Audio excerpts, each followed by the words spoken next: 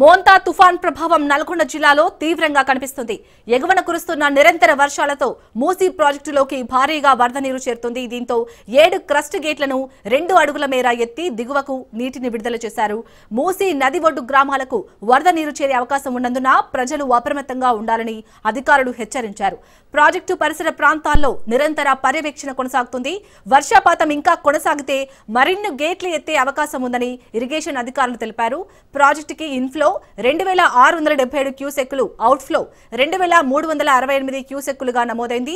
పూర్తి స్థాయి నీటి మట్టం 645 అడుగులు కాగా ప్రస్తుత నీటి మట్టం 644.60 అడుగుల వద్ద ఉంది. నీటి నిల్వ సామర్థ్యం 4.46 టీఎంసీలకు గాను ప్రస్తుతం 4.36 టీఎంసీలుగా ఉంది.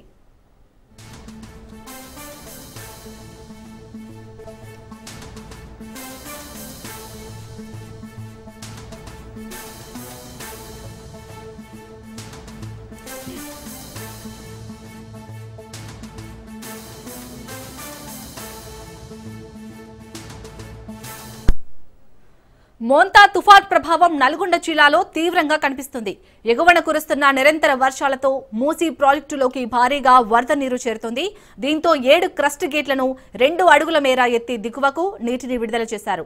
మూసీ నది ఒడ్డు గ్రామాలకు వరద నీరు చేరే అవకాశం ఉన్నందున ప్రజలు అప్రమత్తంగా ఉండాలని అధికారులు హెచ్చరించారు. ప్రాజెక్టు పరిసర ప్రాంతాల్లో నిరంతర పర్యవేక్షణ కొనసాగుతుంది. వర్షపాతం ఇంకా కొనసాగితే మరిన్ని గేట్లు ఎత్తే అవకాశం ఉందని ఇరిగేషన్ అధికారులు తెలిపారు. ప్రాజెక్టుకి ఇన్ఫ్లో 2677 క్యూసెక్కులు, అవుట్ఫ్లో 2368 క్యూసెక్కులుగా నమోదైంది. పూర్తి స్థాయి నీటి మట్టం 645 అడుగులు కాగా ప్రస్తుత నీటి మట్టం 644.60 అడుగుల వద్ద ఉంది. నీటి నిల్వ సామర్థ్యం 4.46 టీఎంసీలకు గాను ప్రస్తుతం 4.36 టీఎంసీలుగా ఉంది.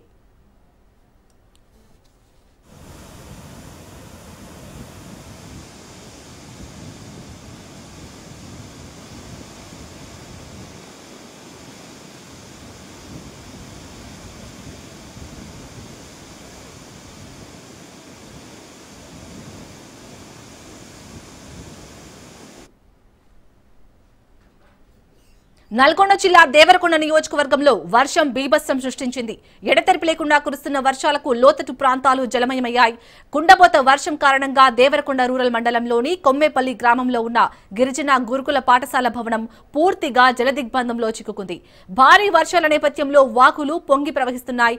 వాగు సమీపంలో పాఠశాల ఉండటంతో వరద నీరు పాఠశాల భవనాన్ని చుట్టుముట్టింది. దీంతో విద్యార్థులు భయాందోళనకు గురయ్యారు. స్కూల్ దగ్గరికి నల్గొండ జిల్లా collector, Devarakonda ASP, RTO, MRO అధికారులు చేరుకున్నారు.